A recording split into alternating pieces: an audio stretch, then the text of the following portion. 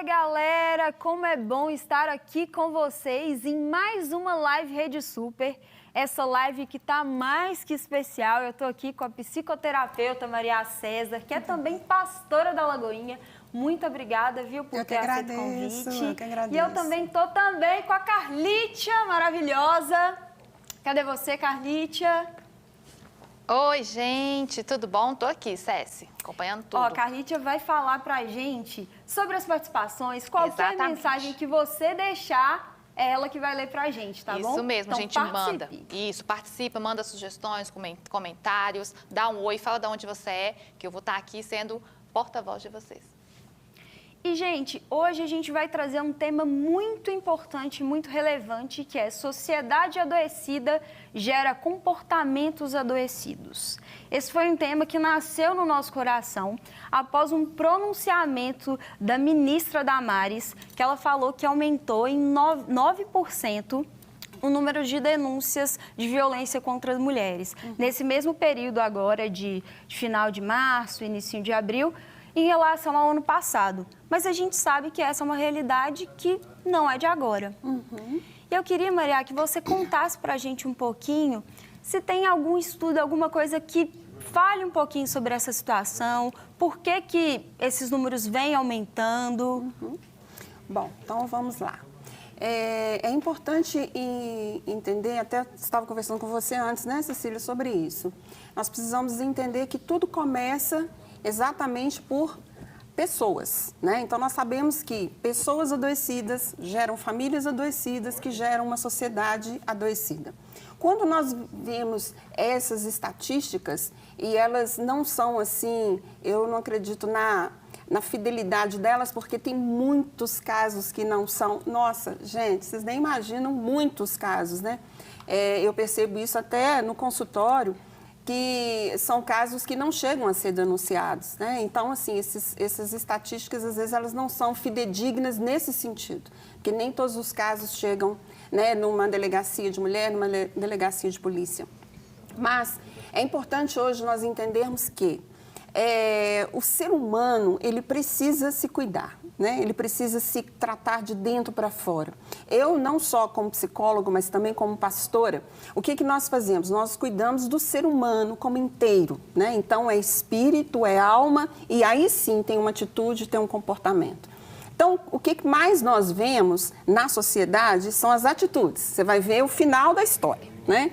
Você vai ver um comportamento violento, você vai ver uma história triste de uma criança que foi molestada, você vai ver uma história triste de uma pessoa que se suicidou porque estava em depressão, mas antes disso tudo, né, tem todo um histórico dessa vida, dessa pessoa e o contexto familiar dela, né?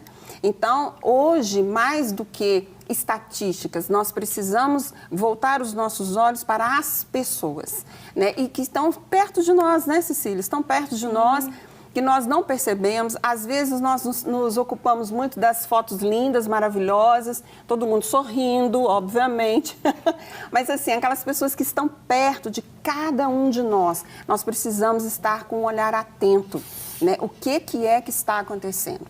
Pedofilia, por exemplo, né? O pedófilo, nós sabemos que são pessoas de dentro de casa, Cecília, são de dentro de casa, né?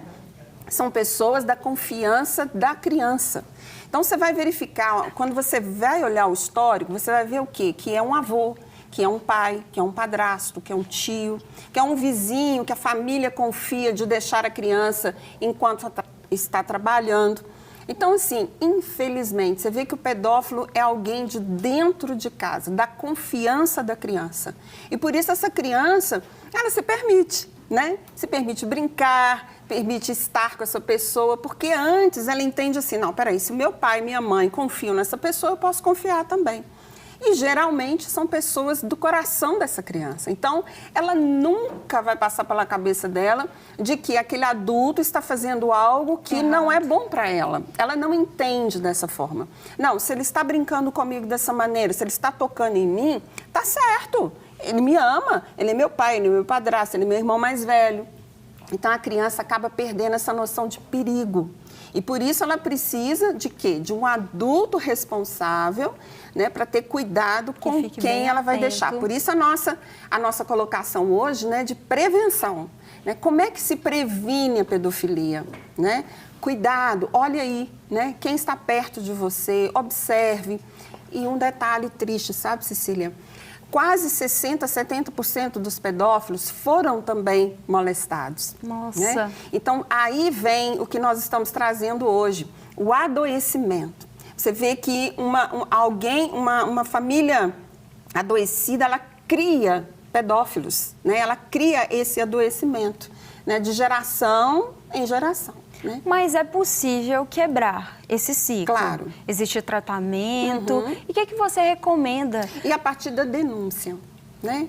É a partir da denúncia, a partir da observação dos adultos responsáveis, né? Hoje, é gozado que antigamente o pessoal falava assim, você não pode falar com estranhos, né?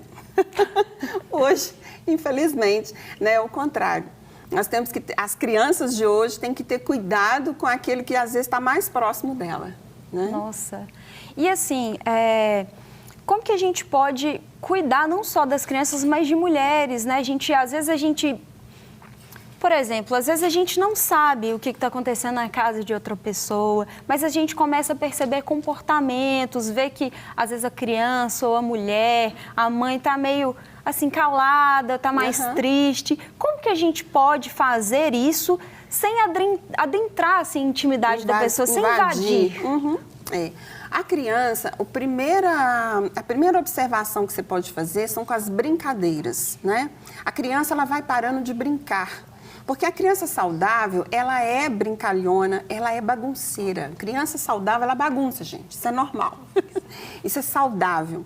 Então, quando você começa a perceber que a criança, ela modificou algum tipo de comportamento, né? Brincava, ria muito e ela vai parando, ou ela vai se retraindo, né? Ou a mãe vai dar banho nela, ela não põe a mão em mim, alguma coisa assim.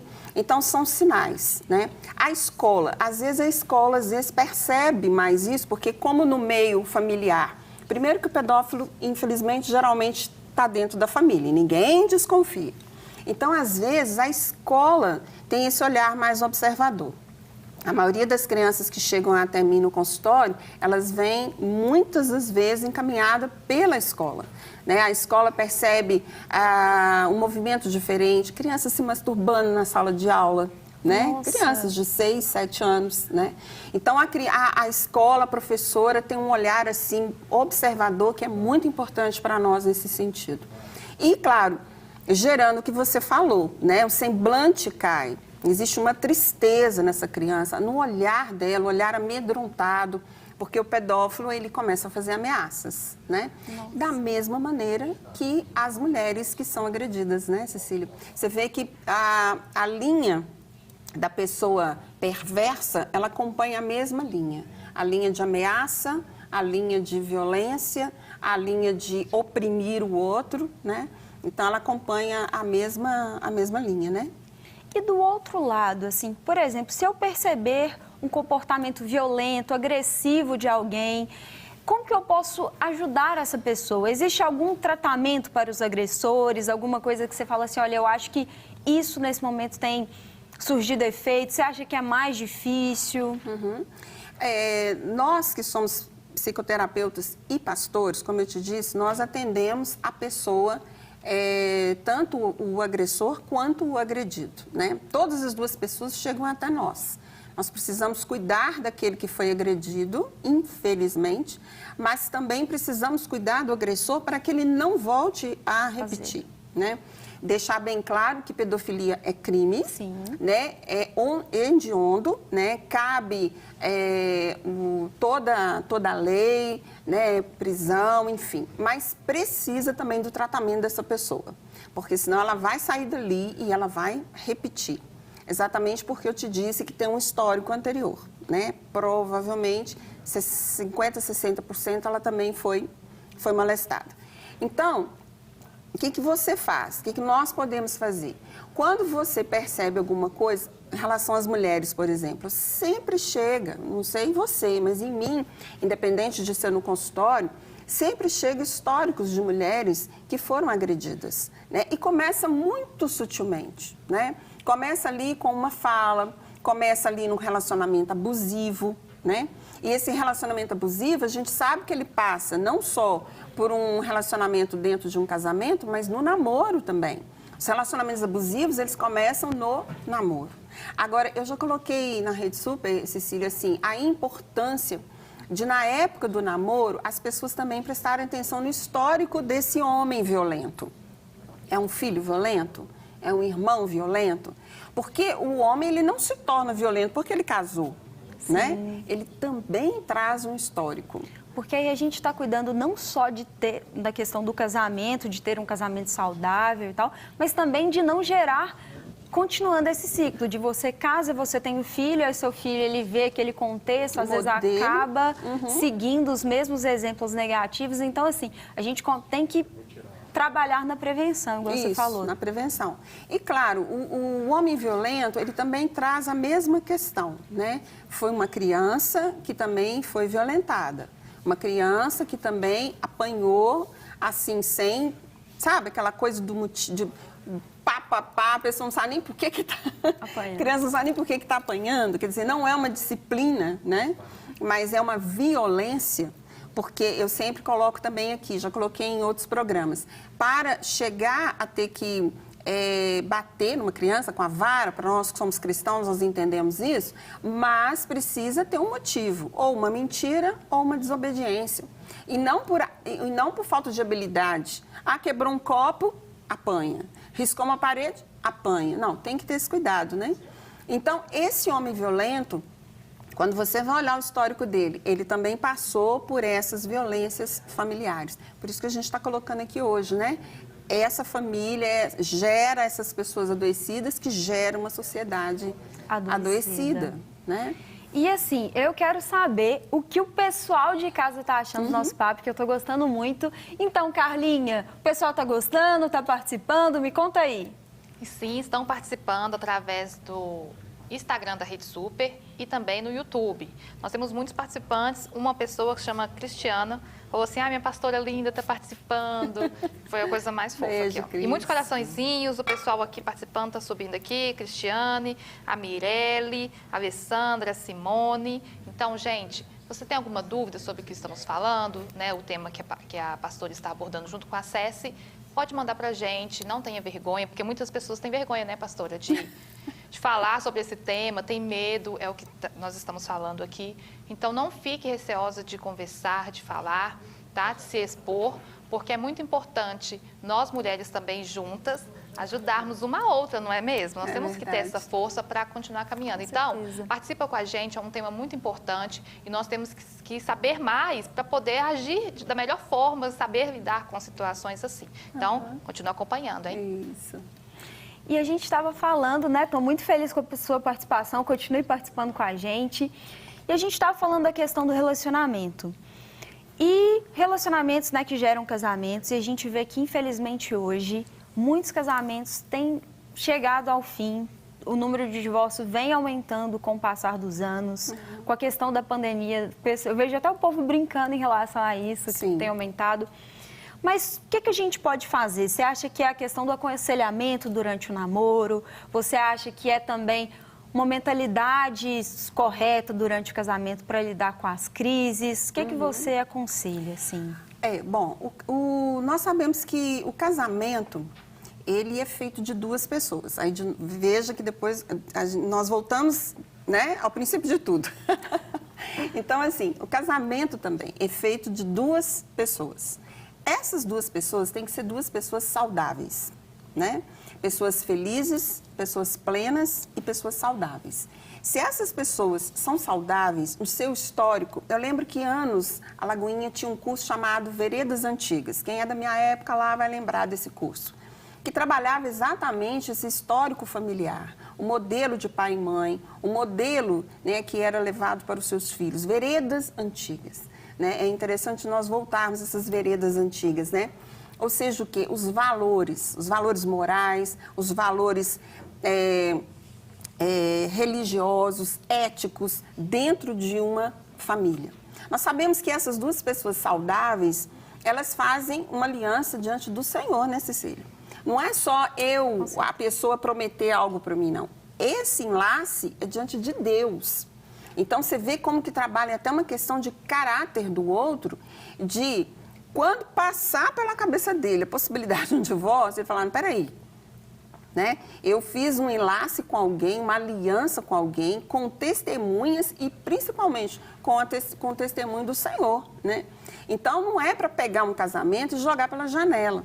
Porque a pergunta que eu faço, Cecília, quando eu cuido dos meus casais, eu levo eles a pensar. Eu falo, gente, se vocês se divorciarem por esse motivo, quantos casamentos vocês vão ter na vida? Né? Porque divorcia, casa de novo? Aí divorcia, casa de novo? Não, é. A ideia é, para cada conflito que surgir, o casal ali entrar num acordo, né? E acordo significa o quê? Tá bom para você? Então tá bom para mim também. Então isso é acordo. Ah, não tá bom para mim não. Então vamos continuar conversando até chegar num acordo.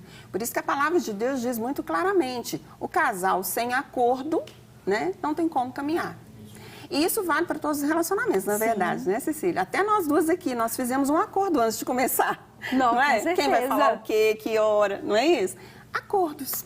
Né? E a questão da convivência? Tem algumas dicas de como melhorar a convivência, de como respeitar o espaço do outro? O que é do casal, o que é individual? Você acha que isso acaba influenciando? Sim, com certeza. Principalmente nesse tempo agora, né, de isolamento, de quarentena, tá junto o tempo todo, né, assim, 24 horas grudadinho.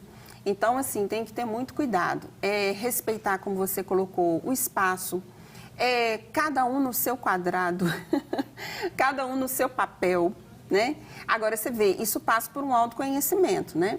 Que às vezes eu falo assim, cada um no seu papel, aí a pessoa fala assim, mas qual que é o meu papel? Né? Então, é importante as pessoas saberem dentro do casamento quais são os seus papéis, né? Para não invadir o papel do outro, né? Para não querer fazer o que é de alçada do outro, né? E uma questão muito que mexe com isso tudo, sabe, Cecília, são os temperamentos, né? Então, eu sempre coloco muito isso. Existem pessoas de temperamento colérico, casadas com pessoas de temperamento sanguíneo. A casa só falta explodir, né? Porque são temperamentos muito fortes. Às vezes, um colérico casado com um fleumático, né? O fleumático só quer ficar no sofá, e o colérico lá, né? É Marta e Maria, né? E o colérico lá, levanta, fazer alguma coisa. Então, esse tempo de isolamento, na verdade, Cecília, ele só vai exacerbar, ele só vai aumentar a realidade aquilo que já estava antes, tá? Nenhum casamento vai acabar por conta de um isolamento. Pelo contrário, não era para se agarrar mais, beijar mais, ficar junto. Né? São casados, gente, né? Então, assim, era para curtir mais, gerar mais afeto, né? E não começar a brigar. Se está acontecendo, com certeza, já era algo antigo, que não foi cuidado, não foi tratado, e agora, claro, está lá preso um com o outro, aí aumenta, acaba né? explodindo. Mas eu espero que, ao invés de divorciar, que as pessoas procurem tratamento, né? A terapia de casal, o aconselhamento pastoral, né? Separar para orar, né? Esse separar é bom, gente. Cada um para o seu quarto, vai lá buscar o Senhor, vai buscar o Espírito Santo para gerar temperança, para gerar equilíbrio, moderação, né? Paciência. Você vê que isso tudo é fruto do Espírito Santo, né? Sim. Então, assim, separa, dá um tempo mesmo. Vai para o quarto um de cada um ali, um quarto extra ali, vai orar, vai buscar o Senhor, né? Isso ajuda bastante também nesse tempo. E nessa questão até mesmo dos relacionamentos, a gente consegue se melhorar.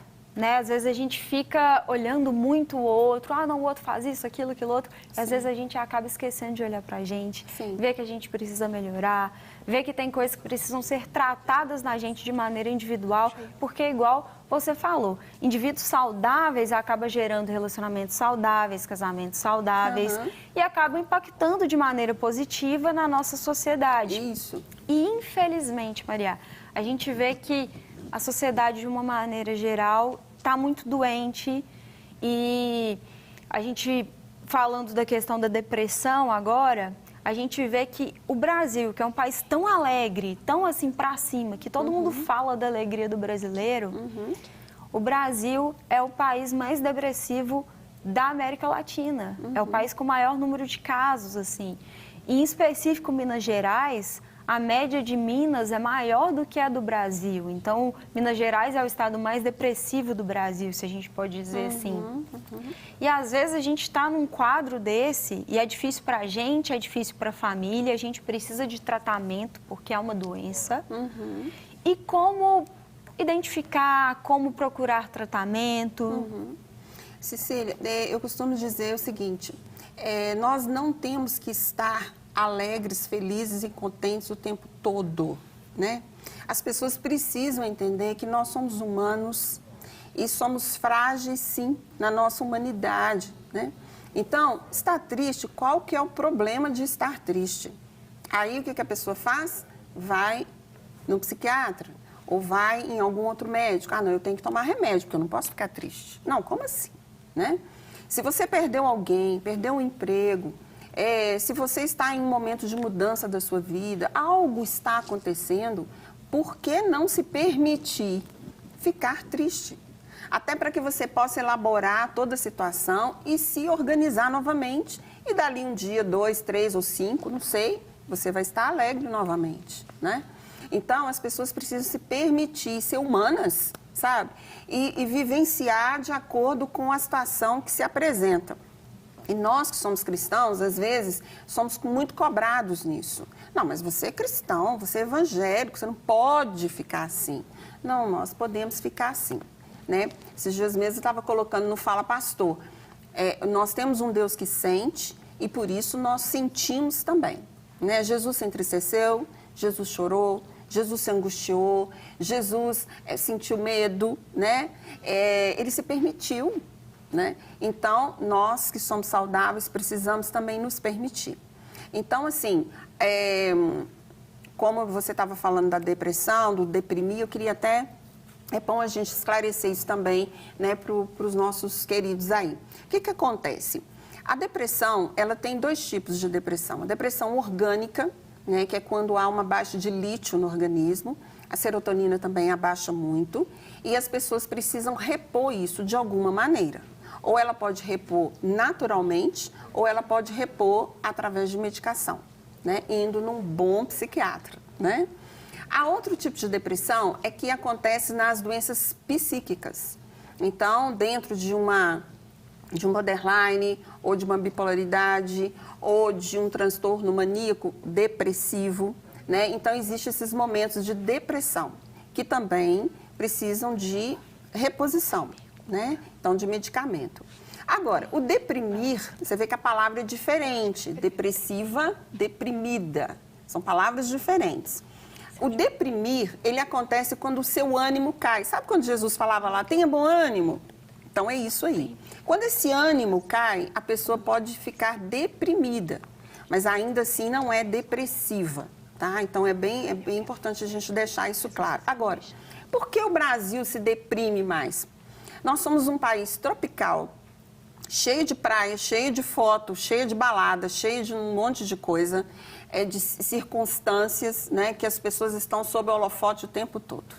Então, assim, tem que estar rindo o tempo todo, tem que estar brincando, curtindo o tempo todo. Mas quando chega em casa, a realidade não é essa. Né? Não é isso que seu travesseiro vai contar, não. Né? Então, por isso que nas estatísticas, o que vai aparecer? Vai aparecer essa questão aí, de um país que, embora está todo mundo, né? Mas a hora que vai lá para a realidade, para a intimidade e para os consultórios médicos, aí vai surgir as questões da depressão ou de estar deprimido, né? E Maria, parece que tem perguntinha pra gente. Então, Carlinha, o que o pessoal tá querendo saber? Então, tem mesmo. Tá mandando um abraço aqui o Alexandre, que falou, meu nome é Alexandre, também estou aqui ligado na live. O Diógenes Salles falou, bênção, hein? Tem a Solange também, que disse assim, tema muito bom. E tem uma pergunta aqui do Júnior, eu faço das palavras dele a minha também. Ele diz assim, Olá, eu gostaria de saber se a tecnologia pode ser realmente um ajudador para o processo de depressão. Tenho a impressão que antes das redes sociais, as pessoas eram mais felizes. Isso faz sentido ou é só percepção dele mesmo? A percepção dele está corretíssima. O que acontece? Júnior, né? Isso. O que acontece? As redes sociais fazem com que as pessoas se comparem. Gente, isso é horrível, sabe? Por quê? Porque nós somos pessoas únicas, com talentos e dons que o Senhor deu para cada um de nós, né? Com históricos lindos e maravilhosos de cada um. Tudo que nós vivenciamos é para testemunho do nosso Deus, tudo, né? Ontem, cada um de nós venceu o dia de ontem e tem uma história para contar, né, de vitória. Agora, o que acontece com as redes sociais? Até eu já estranhei, sabe, Cecília? Eu, às vezes, entro numa rede social e falo, mas o que está acontecendo que todo mundo viaja e eu não? O que é isso? Você entra lá, até porque as pessoas, às vezes, não colocam que é... TBT. Aí você fala assim, mas o que é isso? Né? A pessoa está na China, está no Japão, está não sei onde. Aí você fala, não, gente, deve ter alguma coisa errada comigo. Né? Assim, aí se volta para você. Não, peraí. Eu não sou bem-sucedida, ou sei lá, alguma coisa errada está acontecendo comigo. E esse comparar e se voltar para você, aí gera, né, esses estados deprimidos, não necessariamente depressão, né? Mas gera essa baixa de ânimo, porque às vezes a pessoa, ao se comparar, porque o que acontece? Por isso que a palavra de Deus não sinaliza para a gente se comparar com ninguém, nós somos únicos. Porque se você se compara, de duas uma, ou você vai ficar acima de alguém, ou você vai ficar abaixo de alguém. É óbvio, gente, né? Onde tem comparação, tem competição. Isso. Então, tem que vencer e outro perder. Isso, né? Então, assim, a ideia, né, Júnior, é assim, a rede social, você ter... Se vai dar uma olhadinha, né, na rede social de alguém, olhe aquelas pessoas que você conhece. Porque aí você vai além da foto. Você vai além da praia, você vai além do sorriso, você vai além de tudo isso que você está vendo ali, porque você conhece a vida, né? Então, pessoas que são desconhecidas, eu já decidi, eu não fico lá passeando, não, né? Eu quero ver dos meus amigos, que são amigos mesmo, eu sei, não, é meu amigo, eu conheço a geladeira da pessoa. Então, eu sei que aquele sorriso ali pode ser um sorriso legítimo, mas também pode não ser, né? Então, isso acalma a nossa alma, porque a gente conhece a vida, a história do outro, não se compara, e aí nós podemos não só dar graças a Deus pela nossa vida, né, como dar graças a Deus pela vida do outro, e claro, liga, aparece lá se puder, como é que você está, né? Porque eu te vi sorrindo lá na foto, mas eu sei que você não está bem, não. Precisando de alguma coisa? Eu estou aqui. Então, isso vai... Porque a gratidão, ela nos cura, né? Então, quando você é grata à sua vida e você pode levar isso para o outro, você vai se curando, né? Você vai se curando. Então, essa é a ideia. Porque as redes sociais também, elas são flashes, assim. A gente escolhe. A gente escolhe a melhor foto ou pior por um motivo. Sim. Ou edita ou não edita, ou isso e aquilo. Os filtros, né? E são pequenas partes de nós e ninguém sabe o resto, né? E eu acho legal a gente fazer esse filtro, assim como é legal, a gente tem tanto perfil legal nesse momento de quarentena, que muita gente está em casa, tem tanta coisa bacana para ver. Eu fico vendo dica de culinária para fazer em casa, dicas de exercício físico, tem muita coisa legal que a gente pode ser edificado também, assistir um culto, a Lagoinha está transmitindo, tem muitas coisas legais para a gente acabar se cercando de bons conteúdos, se cercando de boas pessoas e a gente começar a tratar, sermos pessoas mais saudáveis. Assim como também eu fico pensando assim, que eu fico acompanhando, lendo um tanto de coisa e aí eu fico vendo tanto que às vezes a gente sofre por coisa pequena. Às vezes a gente fica tão machucado com a palavra do outro, fala assim, nossa, não, fulano fez isso, por aquilo outro. Mas a gente pode resolver, conciliar, ligar. Às vezes a gente está magoado com alguém, liga para a pessoa, tentar resolver para prevenir os problemas, né? Para gerar relacionamentos mais saudáveis. E aí, infelizmente, né, muitos casos da depressão acaba evoluindo para algo mais, né? E a gente precisa tomar cuidado. E acabaram de me falar aqui que tem perguntinha do nosso público. Carlite, tá aí animada, hein, o povo? Super, minha filha. Olha aqui, ó. Eu tenho 2 perguntas sobre a questão da depressão, então eu vou emendá-las. Uma é do Adriano Rodrigues, de Lima, que ele fala assim: mas como saber se a pessoa está realmente com depressão? E linkando, tem o Alexandre Lima, que perguntou assim: no caso de crianças e adolescentes, os games podem dar início a uma situação de isolamento, de baixa estima e depressão? Em caso positivo, como os pais ou responsáveis devem reagir a essa situação? Tá, então a primeira pergunta é como... Olha só, o diagnóstico de depressão, só um psiquiatra. Só um psiquiatra. Nem um psicólogo, tá? E eu sou psicóloga há 24 anos. Mas eu quero deixar claro aqui.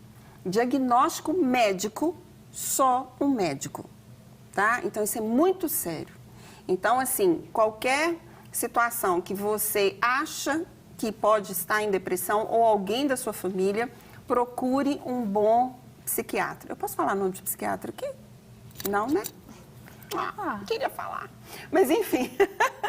Então, assim, procure um bom psiquiatra, né? É uma questão de doença, é uma questão médica, então é um psiquiatra.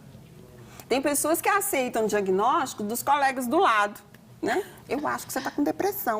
Aí a pessoa... É verdade. E acaba de fato ficando pior, né? E às vezes não é depressão mesmo, às vezes ela está deprimida, ela pode estar triste, né? Pode ser algo do temperamento dela, né? Porque o temperamento melancólico e fleumático, ele é mais recolhido. Então, simples, gente, né? Pode ser uma questão espiritual, porque pode ser uma opressão. Olha só como é que a coisa é séria. Aí a pessoa vai e fala, não, você está com depressão. Não. Depressão, diagnóstico de depressão, só um bom psiquiatra, ok? A outra é a questão dos games. Primeira dica, os games têm que ter a faixa etária do seu filho, né? Os pais precisam pegar os games e olhar lá, 10 anos, aí o menino tem 5, ou então, né?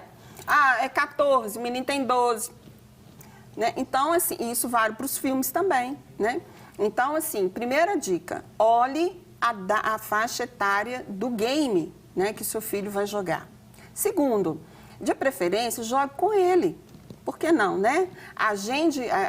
Marque um horário com seu filho, a hora que você pode estar com ele, vamos jogar um game, vamos jogar um videogame. Então, assim, ou então jogos de tabuleiro. Tudo isso, gente, quanto mais fazer em família, melhor. Principalmente esse tempo agora de isolamento, eu tirei todos os meus jogos de tabuleiro que estavam guardados, né?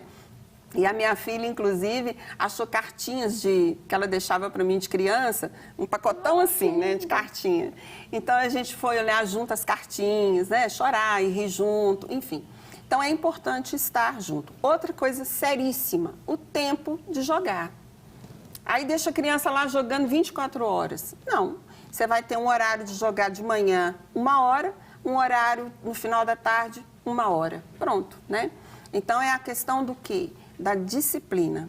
Pode jogar? Pode, mas olha a faixa etária. Quanto tempo? No máximo 1 hora. Para quê? Para não gerar esse isolamento, e em família, né? De preferência. Às vezes a criança está jogando com um coleguinha, ele não está tão isolado assim, ele está jogando com um coleguinha online. Né? Mas ainda assim, os pais precisam ver quem que é essa pessoa que ele está jogando, se conhece, né? Tem ambientes que são bem perigosos, né? Isso. Saber seguir. Os pais são responsáveis pelos seus filhos até 18 anos. Quando eu falo isso, os pais falam, mas é até 18 anos, né? A maioridade no nosso país é 18 anos. Então, pai e mãe, até 18 anos, fique de olho no seu filho, né? E uma coisa muito legal é porque eu sou nerd. Todo mundo que acompanha aqui a Super sabe. E aí, acaba que muitos pais têm dúvidas sobre quais jogos liberam, qual jogo pode. Tem muito canal legal, tem muito pastor de jovem, pastor, que a gente pode acompanhar, porque a gente não é obrigado a saber de tudo. Um pai não precisa saber exatamente de tudo, mas é legal fazer parte desse universo, Tem muito, gente. Aqui, ó, vocês que estão me assistindo aí no YouTube, no Instagram, tem muita conta boa, tem muita gente legal, crente demais e que vão te dar excelentes dicas, jogos de tabuleiro, jogo online. Então, é legal você se especializar no universo que seu filho, né, tá adentrando. E, inclusive, isso pode, gente, ser um investimento. Depois a gente tem que fazer uma live sobre isso, investir nos nossos filhos, nos nossos adolescentes, para que eles sejam adultos saudáveis. Sim. Então, isso também gera, ó, tem muita carreira nesse meio digital que dá para virar. E, gente, tem mais pergunta pra gente. Carlítia, fala pra gente. Tem mesmo, olha. O Renato Lopes, ele comentou e depois perguntou o que nós achamos disso. Acho que muitos que se deprimem é porque estão mais preocupados com a vida dos outros nas redes do que preocupados em rever sua própria vida. O que vocês acham sobre isso? Confirmo o que ele falou, né? Até porque nós já falamos isso aqui, a questão da comparação, né? Então, a rede social, ela tem esse perigo, né, de nos adoecer por conta das comparações que são feitas. Então, a pessoa não necessariamente vai ter uma depressão, mas o deprimir, sim, pode acontecer, porque a pessoa se compara, ela se olha, né, e aí fala, não, peraí, tem alguma coisa errada comigo, porque o outro está crescendo, o outro está produzindo, o outro, e aí o outro vai aumentando e ela vai achatando. Então, é isso que vai acontecer, como eu disse, né? Toda vez que você se compara, ou você vai estar acima de alguém, ou você vai estar abaixo de alguém. Então, a ideia é não comparar. E é muito importante, assim, a gente entender que a gente vai viver fases, né? A nossa vida não é constante. Deus, ele é constante. Deus, ele é poderoso o tempo todo. Sim. Mas nós vamos viver momentos de alegria, de tristeza, momento em que tudo parece dar certo, momento que tudo parece dar errado. Sim. E a gente precisa também ter uma maturidade psicológica, espiritual, para lidar com essas coisas. Sim. Mas como a gente pode ser mais maduro? Mais maduro espiritualmente, mais maduro, né, sentimentalmente? Sim. Cecília, você falou algo muito importante. Eu gosto muito daquela... Sabe aquele negócio do batimento cardíaco? Eu gosto muito daquela... Aquilo ali é vida mesmo. Porque a vida, ela se traduz daquela maneira, né? Se você pegar uma vida na linha, é porque a pessoa morreu. Então, a nossa vida, ela é feita de altos e baixos, né? A nossa vida é montanha-russa, a nossa vida, então, funciona desse jeito. Nós vivemos mesmo em corda bamba, né? E nos equilibrando. Então, essa questão de tudo estar bem o tempo todo, isso é irreal, né? Isso é um ideal de muitas pessoas, mas não é assim que funciona, né?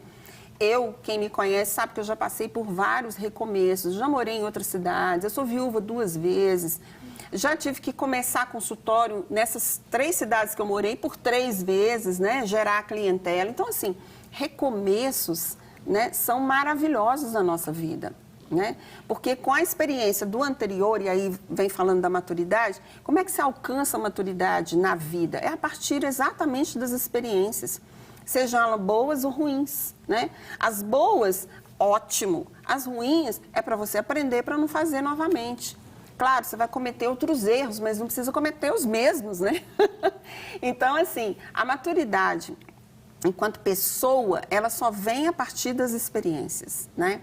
Agora, a maturidade espiritual, ela é um processo, assim, do tempo de conversão, né? Porque a pessoa aceita Jesus, aí depois ela inicia um processo de conversão. O que é conversão? É quando você se percebe numa estrada, quem dirige sabe disso, aí de repente ela fala, estou no caminho errado, aí ela converge.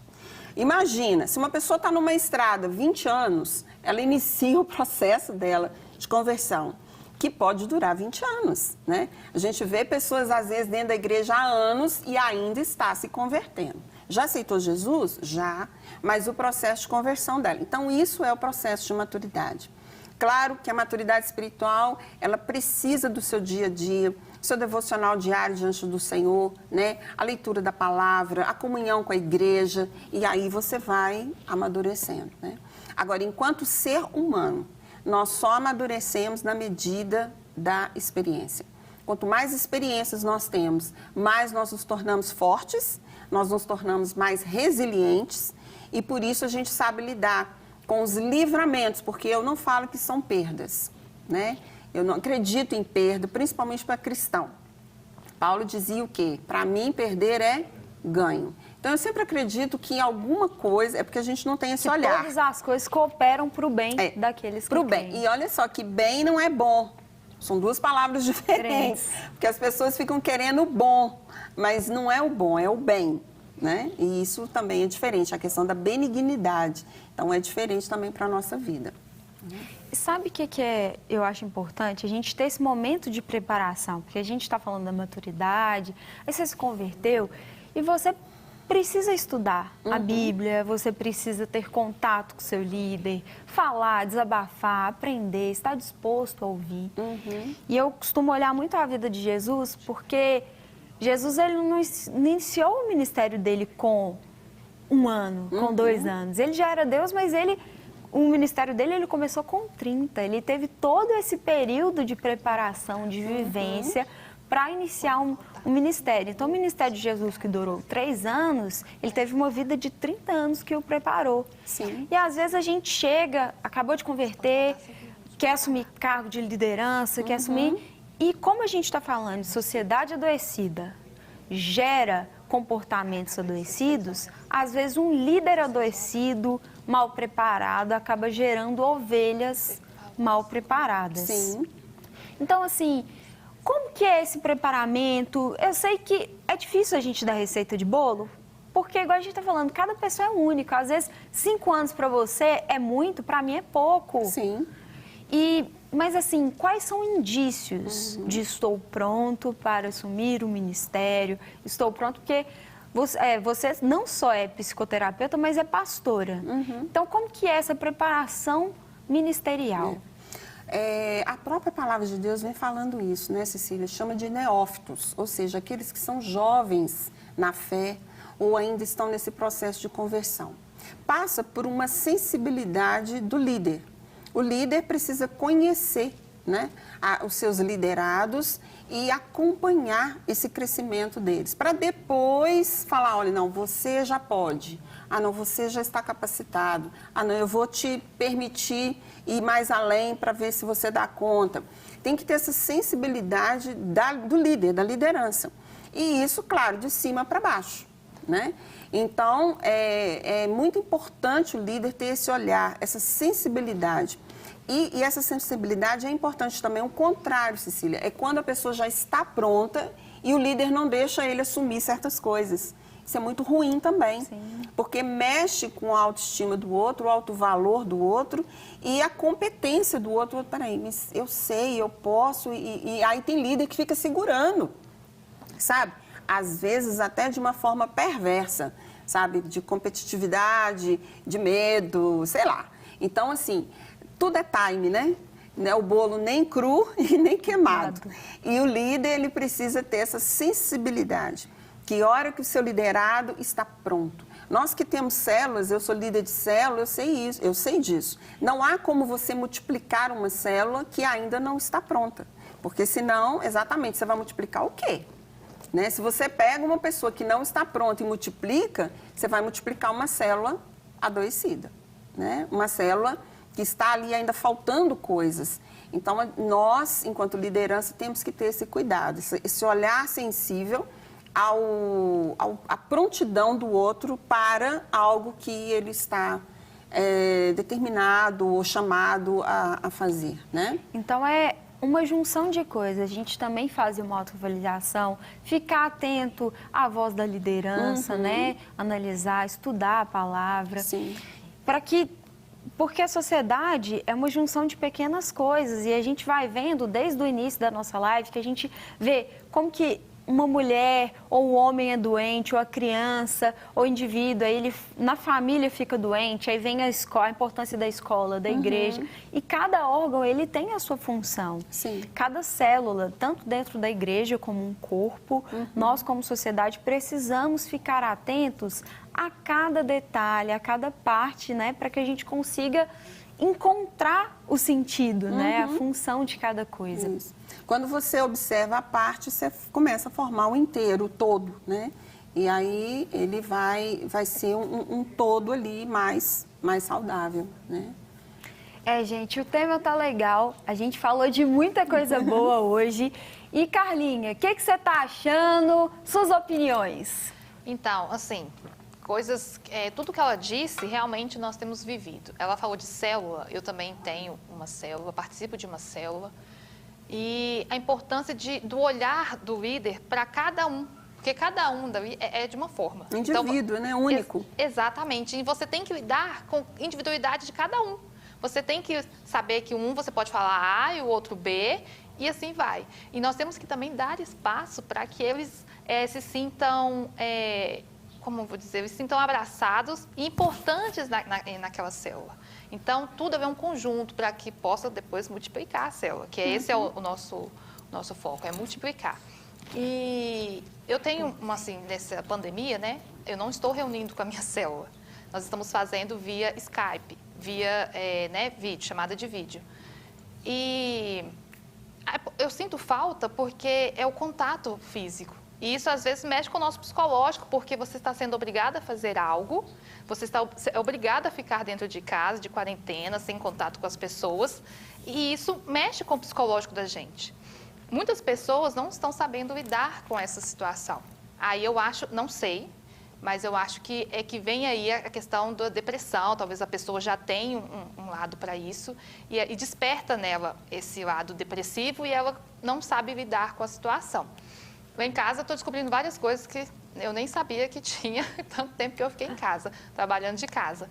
Mas é muito gostoso, é muito bom esse momento, as pessoas estão olhando para um lado ruim, de tudo, não estou falando de tudo que nós já falamos aqui, viu, gente? É um lado ruim, é ficar com a família, é só briga.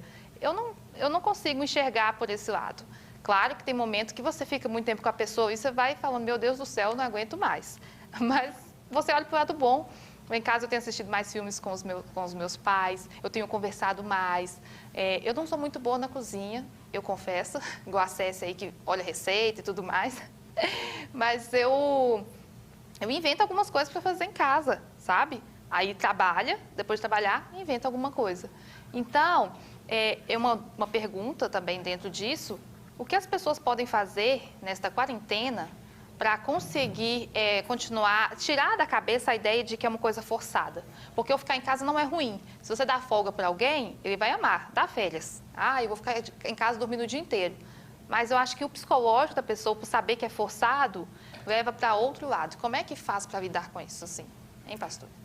É interessante a gente entender o seguinte. Primeiro que o isolamento social, quando nós entendemos que é para proteger alguém que amamos, eu penso que isso faz diferença, né?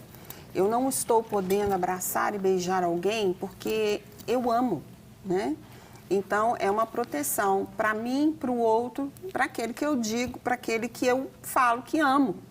Então, quando nós entendemos que esse isolamento social é nesse sentido, né, isso já começa a fazer diferença na nossa mente, né? Eu estou agora me separando de você para que depois eu possa estar com você e ainda até mais e melhor do que antes, porque infelizmente o ser humano, ele valoriza depois que ele perde, né? Isso é um processo humano também. Então, quantas vezes nós deixamos de abraçar, beijar alguém e falamos, gente, agora não, agora né? Então, assim, eu imagino que depois que nós voltarmos aí vai ser abraços mil, né? A outra questão é entender que isolamento é diferente de quarentena. Quarentena é para aqueles que estão em grupo de risco. Então, que não é o meu caso, não é o seu, por isso que nós estamos aqui, inclusive. Porque às vezes a pessoa, né? Isso é importante deixar claro também. Mas olha, tá vendo aí, olha lá, rede super. Não, nós estamos saudáveis aqui. Então, por isso que nós podemos estar próximos, ainda assim, com os cuidados, né? De distanciamento, de álcool gel, enfim, né? Tudo tranquilo. Então, quarentena é uma coisa que é para os grupos de risco e o isolamento social para todos nós, mas por amor. Essa semana eu falei também no Fala Pastor. Das 5 linguagens de afeto, né, Cecília? Hoje nós não podemos uma, que é o toque físico. Mas as outras 4, elas podem ser resgatadas, né? Então, palavras de confirmação, né? Gente, eu estou aqui com a Cecília, os olhos dela são lindos, né? Isso é uma confirmação, né? E estou dando um exemplo, mas é verdade, viu? Então, porque a gente já se viu antes, né, Cecília? Mas eu nunca pude ficar assim. Então, agora eu estou aqui olhando, né? Falando, os olhos são lindos. Isso são palavras de confirmação. Confirmar você enquanto talento jornalístico, né? E de toda a equipe. Então, nós não podemos nos abraçar, mas eu posso te confirmar enquanto pessoa, né? O serviço, que hoje é uma linguagem de afeto que mais nós estamos vivenciando, né? Porque nós estamos cuidando da casa, cuidando do outro. Então, esse é uma linguagem de afeto. A qualidade de tempo, né? Que é estar com a nossa família. Presentes e surpresas. Gente, isso pode permanecer no nosso dia a dia, né? Então, lá em casa, os meus genros, né, chega e arruma a cozinha para mim e faz uma comida diferente, né? Então, meu genro, quando chegou lá em casa, fez um hamburgão para nós, uma delícia, né? Então, assim, são surpresas. Isso é linguagem de amor, né?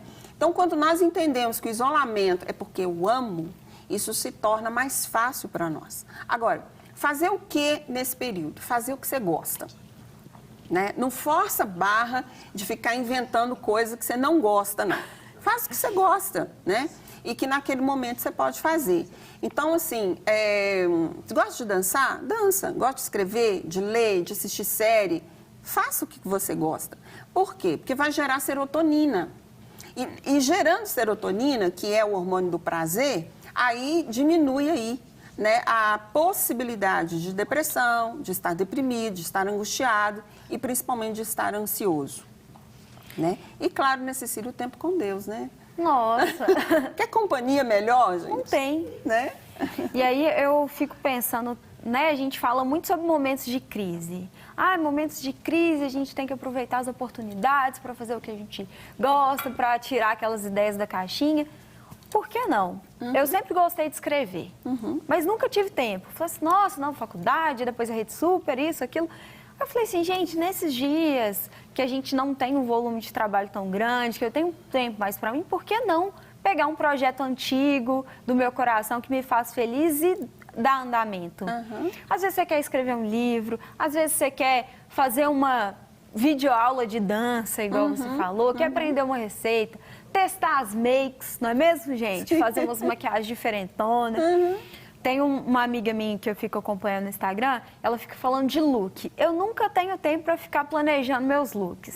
Aí a gente sai e fala, não tenho roupa, eu não tenho isso. Gente, dá limpa no seu guarda-roupa, faz as combinações, trabalha seu cérebro para pensar em situações diferentes.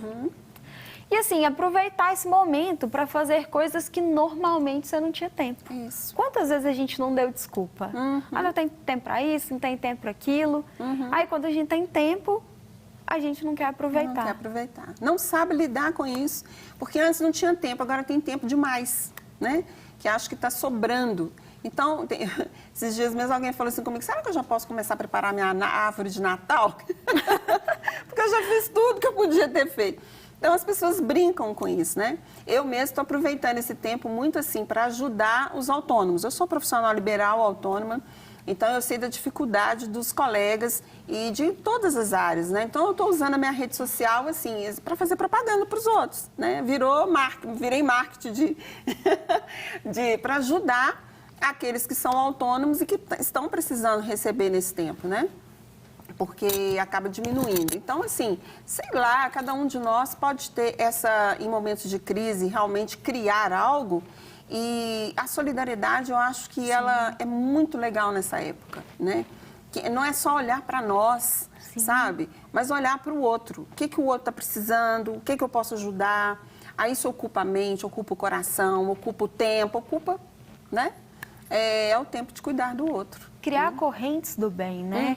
Porque às vezes a gente acha que tá ruim pra gente, mas tem pessoas que estão em situação pior e que precisam ser ajudadas, que precisam desse cuidado, que precisam ser amadas, que precisam receber aquela mensagem. Você fala assim, não. Às vezes a gente sente no coração de mandar uma mensagem para alguém, a gente fala assim, não vou mandar, não. Mas às vezes o que a pessoa precisa é de uma palavra. Sim. Às vezes ela precisa de ajuda. Às vezes, por exemplo, a gente estava falando dos grupos de risco. Muitas das vezes essa pessoa não pode sair, mas você consegue fazer a compra para aquela pessoa, você consegue levar um álcool em gel, você consegue ajudar de várias maneiras e pensar no outro. Eu acho que uma das coisas assim, 2020 tem sido um ano bem complicado, assim, principalmente em Minas Gerais, a gente viveu várias coisas difíceis. Mas em todos esses momentos, eu vi o cuidado de Deus e Deus levantando as pessoas certas, levantando as pessoas para juntar alimentos. Às vezes, se oferecer um jantar, gente, para alguém, que para você é só mais um prato de comida, para a pessoa vai ser a refeição que ela vai ter no dia. Sim, verdade. E a gente precisa começar a trabalhar isso no nosso coração para que a gente consiga, aos poucos, mudando a sociedade, né? Igual o nosso tema fala. Porque se a gente vai mudando aos pouquinhos, a gente consegue, no geral, formar melhores pessoas. E isso começando do núcleo familiar, né? Então, é a sua família, aí a sua vizinhança, a sua igreja, a sua cidade, e assim vai, né? Nós somos luz, né? Amém. Então, vamos irradiar aí, é dessa forma mesmo. E, gente, eu quero ver aqui o que o pessoal está falando, ver com a Carlinha. Carlinha, o que a gente está chegando de participação nos nossos últimos minutos de live? Olha, muitos elogios para a nossa querida pastora, falando que ela é uma excelente maravilhosa psicóloga. Eu estou muito feliz de ouvir esse assunto.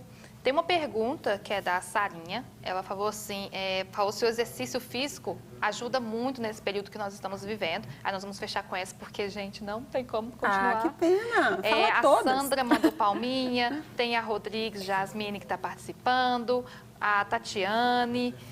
Isso eu estou no Instagram, agora também tem no YouTube, que tem deixa eu ver, a Carmen, a Cristiana, o Alexandre, a Anne. Olha, e o nome da pastora é Maria, né, pastora? É isso. Maria, eles estão procurando. Qual é o nome da pastora? Maria. Na verdade, Maria é o apelido, né? Meu nome é Maria. Maria, mas as pessoas chamam de Maria, conhecida como Maria. O apelido é Maria. É Lagoinha Santa... Sou pastora auxiliar na Lagoinha Santa Mônica, junto com o pastor Vladimir e a pastora Anice. Tá, beijos. Gente, procura o Instagram dela. Qual que é o seu Instagram, pastora? Maria César Psi.